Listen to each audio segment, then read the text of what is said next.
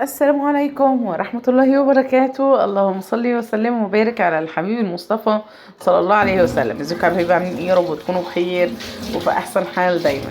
الفيديو بتاعنا حلو قوي ومشجع النهارده، لكن قبل ما ندخل محتوى الفيديو عايزه تضغطوا لايك كتير وشجعوني انزل لكم دايما كل جديد. والله العظيم اي فيديو بيجي لي او اي كومنت او اي تعليق فيه طاقه ايجابيه ما بستخسروش فيكم ابدا، وببقى نفسي انزل لكم كل حاجه حلوه، كل حاجه حلوه وكل طاقه ايجابيه كده حلوه.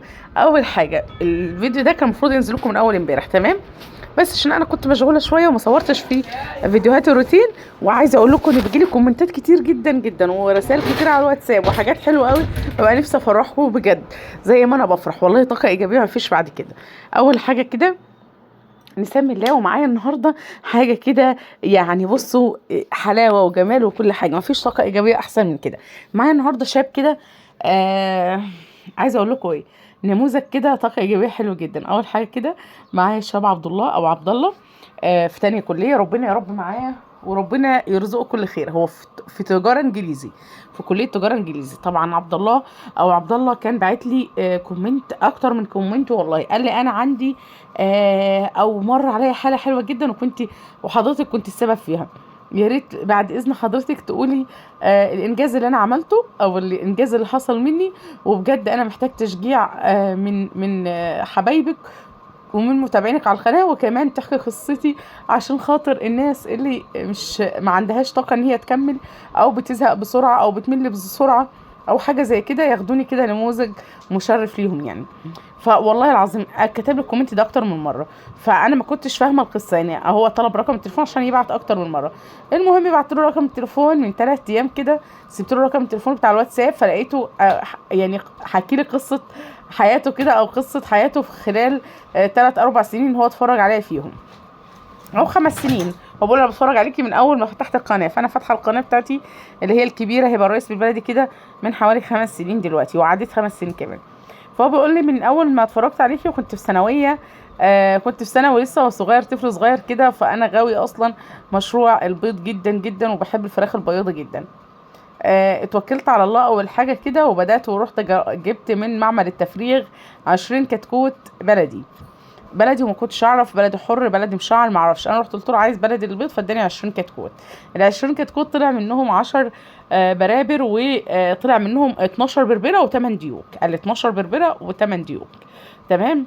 قال لي عملت زي ما حضرتك قلت لي بالظبط كده، جيت على عمر الشهر ورحت بايع 5 ديوك وخليت 3 بس مع ال 12. قال لي ربنا كريم، ما ماتش مني ولا كتكوت منهم، وخليت ال 12 خليت ال 15 3 ديوك و 2 12 بربره، وبعت ال5 وجبت مكانهم علف يساعد معايا شويه في اكل التانيين. هم ما كانوش بيتكلفوا، بس بالنسبه لي عشان انا كنت طالب لسه وفي ثانوي، وكنت صغير عندي حوالي 16 سنه، فكنت صغير وقتها يعني، اجيب منين؟ فكنت بحوش من مصروفي وبجيبه، وكنت بروح لستي ربنا يديها الصحه والعافيه يا رب.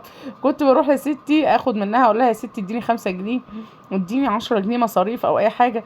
فكانت تديني مره 5 مره 3 جنيه، مع شويه مع الكام ديك اللي انا بعتهم ده مع ده. وكان ربنا رازقني كده، وكنت اي قرش حد بيدولي او ان انا اخد مصروفي كنت بشيله عشان اجيب بيه اكل للفراخ اللي عندي. طبعا انا كنت واخد عشه من ماما فوق السطوح كده ومربي فيها. ماما ملهاش في التربيه وما بتحبش التربيه، فحتى لما ربنا كرمني في الفراخ كنت باخد منها فلوس البيض اللي كانوا بيشتروه مني، يعني اللي كانوا بياخدوه مني. اول حاجه كده بقول كنت باخد مشوار كل يوم في حدود 3 كيلو مشي رايح جاي، او مش عارفه 2 كيلو، بقول لي من 2 ل 3 كيلو مشي رايح جاي كل يوم عشان اوفر فلوس مصروفي للدروس. ربنا كرمه والله العظيم. بصوا هي قصه مشجعه جدا، وخصوصا ان انا عشت نفس القصه بتاعت الولد ده، او عبد الله، ربنا يا رب يجازيه كل خير. المهم خلال 3 او 4 سنين ربنا كرمه جدا.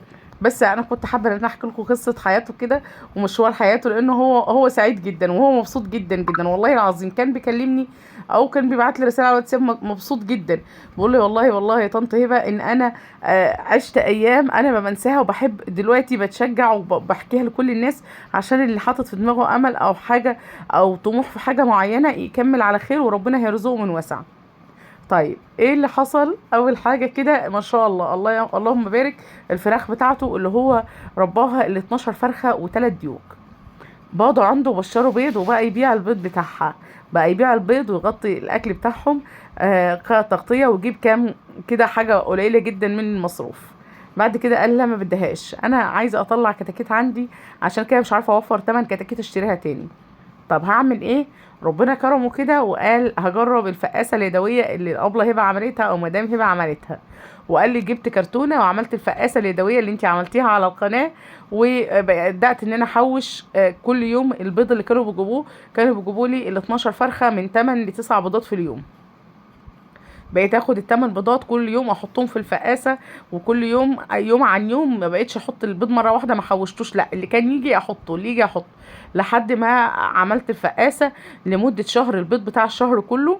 كان طبعا البيض بتاع الفراخ بيطلع بدري على 21 يوم، هو ما كانش عارف بيطلع على قد ايه، بس انا قلت له ده بيطلع على 21 يوم. المهم من هنا لهنا المهم ربنا رزقه بقى بن واسع.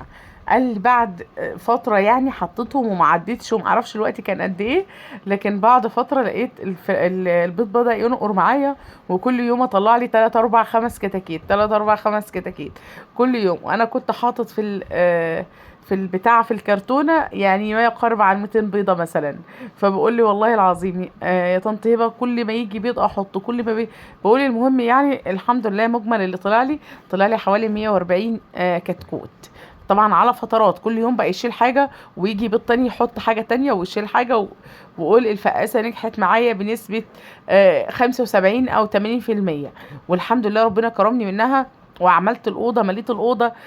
كنت واخد عشة كده صغيرة بحضن فيها، وأوضة تانية بطلهم فيها لما يكبروا. بقول مليت العشة ما شاء الله كتاكيت صغيرة، وخليت ال 12 فرخ بتاعي بره اللي هما بيبيضوا، ومعاهم الثلاث ديوك بتوعتهم المخصبين اللي بيدوني بيض مخصب، وربنا رزقني منهم. عايزه اقول لك ان الاوضه اتملت على الاخر فراخ.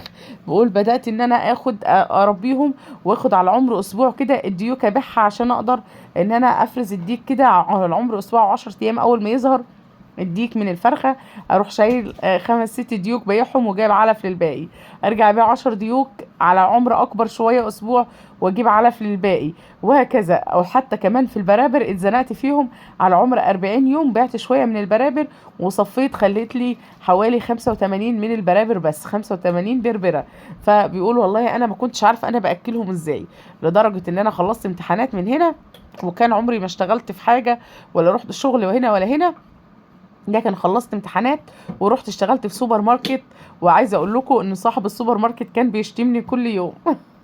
حرفيا كده قال لي كده، قال لي قول لهم نفس الكلام. كان صاحب السوبر ماركت كان بيشتمني كل يوم، وكان بيشتمني بابويا وامي، وانا اصلا عمري ما اشتغلت، بس كنت بستحمل كل الشتيمه دي عشان خاطر اجيب اكل للفراخ اللي عندي. اشتغلت معاه فتره الاجازه بتاعت المدرسه كلها، وكنت وقتها بجيب اكل للطيور بتاعتي، لحد ما شاء الله بشرت بالبيض في فترة المدرسة، لحد ما فراخي بشرت عندي بالبيض، وكان اول الدراسة، وكان المفروض ان انا اقعد من الشغل. فقلت الحمد لله بدأت تجيب أكلها، عشان أنا خلاص يعني المدرسة هتفتح خلاص أو فتحت، وأنا كنت عايزة يعني خلاص هتلفت بقى لا للدروس ولا للشغل، فما كنت شايل همهم، وكنت هبيعهم، أو كنت على الأقل خلاص هبيع نصهم وأجيب علف يكفي الباقي.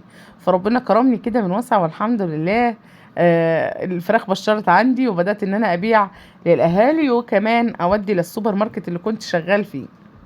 الراجل بقى يستغرب عليا ويقول لي هو انت جايب البيض ده منين؟ اقول له دي فراخ انا مربيها. يقول لي انت بتعرف تربي فراخ انت؟ يقول له اه انا بعرف اربي فراخ والحمد لله ربنا كرمني.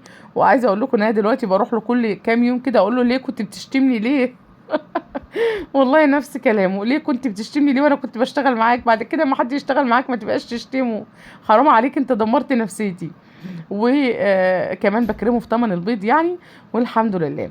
المهم بقى عايزه اقول لكم ان عبد الله ربنا كرمه جدا، ربنا يا رب يوسعها عليه ويكرمه كمان وكمان، ويديله على قد نيته. كان عندي بيض رومي، هو كان بيتصل عايز يطلب، عايز بيض رومي يعني، فقال لي انا عايز من عندك بيض رومي عشان احطه في الفقاسه اللي انا عاملها اليدويه، عشان ربنا يكرمني من وسع. وكمان عايزه اقول لكم ان عبد الله ما شاء الله ربنا يبارك له يا رب، عنده دلوقتي في حدود 150 فرخه للبيض ما شاء الله، بلدي هو صورهم لي طبعا، بلدي حر وبلدي بشعر. ربنا يا رب يكرمه فيهم ويرزقه. قال قصه حياته، قال انا دلوقتي في تانية كليه، والحمد لله بجيب مصاريفي، ما باخدش جنيه من والدي ولا من والدتي، وكمان باكلهم بيض على حسابي كتير.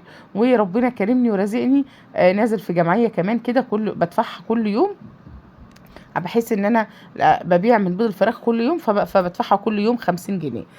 ربنا يا رب يرزقه ويكرمه كمان وكمان. والله دي قصة شاب كده مكافح، وطلب مني ان انا انزلها على القناة، وقال لي خليهم يدعوا لي ان انا ربنا يكرمني بمزرعة، ويبقى عندي ابقى عندي مزرعة كبيرة جدا للفراخ البياضة. وعايز ينصح كل شاب يعني. قال لي انا بنصح كل شاب او كل ست تبدأ كده وتسمي الله، وربنا هيكرمها. واهم حاجه بقى في الموضوع ان هو يبقى عنده اصرار كده، وعنده عزيمه وامل كده وطاقه ايجابيه. بقول والله العظيم يا مدام هبه كل يوم بطلع اجمع البيض الصبح وبالليل، والله بدعي لك بجد، بدعي لك وعندي كده طاقه امل. وكل 3 4 ايام بطلع 10 طباق بيض من عندي، وربنا رزقني الحمد لله وكرمني. والله بيقول انا بطلع من عندي ال10 طباق بيض، ببقى زي ما اكون حوشت تحويشة عمر كده وبطلعها.